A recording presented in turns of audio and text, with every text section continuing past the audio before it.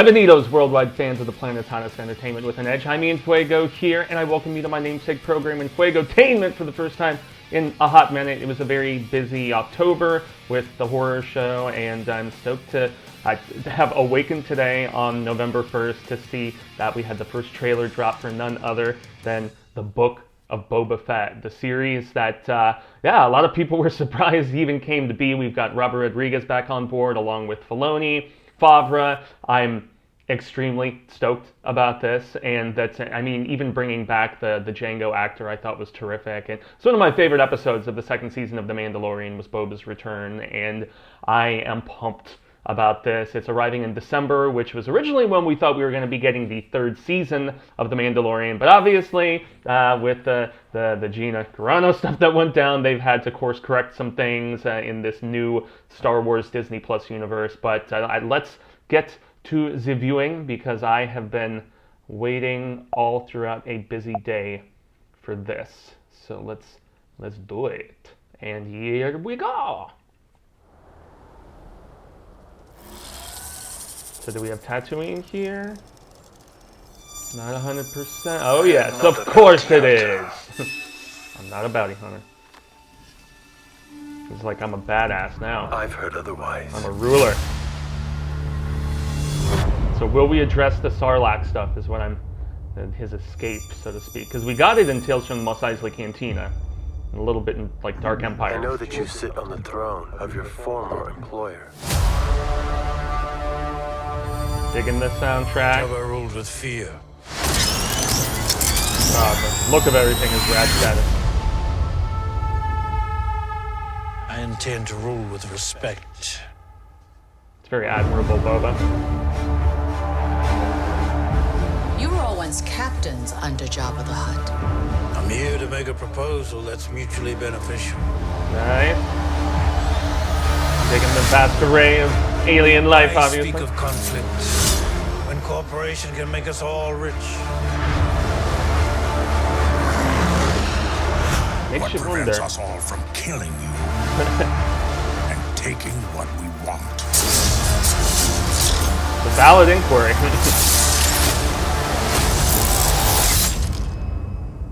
If you had spoken such insolence to Jabba, he'd have fed you to his menagerie. Ooh. Glad she's back too. Speak freely.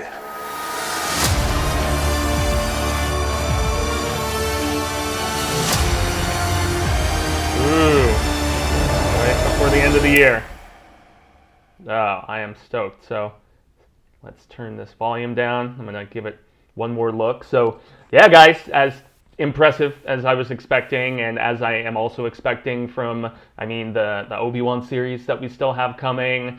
Excited about Hayden Christensen returning there, and then also he's coming back for the Ahsoka series too. So those are two that we're getting later down in the pipeline, but this looks badass, and I like the fact that they're taking this peek into a deeper look, at least, into the criminal underworld.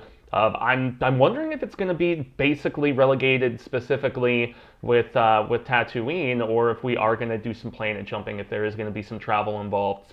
Very curious about that, and also really wondering how much of that aborted Josh Trank film is actually making its way into this, because I don't even know if Tamura was supposed to be in that when it was being developed, right around the same time that Rogue One was finally coming out and stuff. But that film was canned because Josh Trank is kind of a schmuck bag, although I do really enjoy his Chronicle movie. But nonetheless, I'm just really really curious how much has been retooled, what they're bringing here, but it looks as exceptional from the makeup work and the costuming of all of these different races that we're seeing here. And I've seen some people calling it, this is going to be like the Godfather of the Star Wars universe. I don't necessarily know if it's going to be that specifically, especially with Robert Rodriguez coming back to, do directorial efforts on a bunch of the episodes. So that is definitely a plus, because he directed the first Boba Fett episode upon his return in Mando Season 2, and it was awesome. Some people didn't like the fact that he was on location for a lot of that episode, but I thought it was a pleasant surprise as opposed to being in that, completely encapsulated green screen area, which it looks awesome. obviously, but getting just a little breath of fresh air and just a different distinctive identity to that episode with Boba returning. I'm hoping that we do get some of that flair and flavor in this series as well. But yeah, guys, what did you think of our first look at the Book of Boba Fett? I can't say I'm like as unbelievably ecstatic about this trailer, but I think it looks very, very solid. And I mean, Tamura getting his chance back at the character, I'm very excited to see the focus. And, this will give them a little bit more time to make sure that Mandalorian Season 3 is really kick-ass as well and continues that story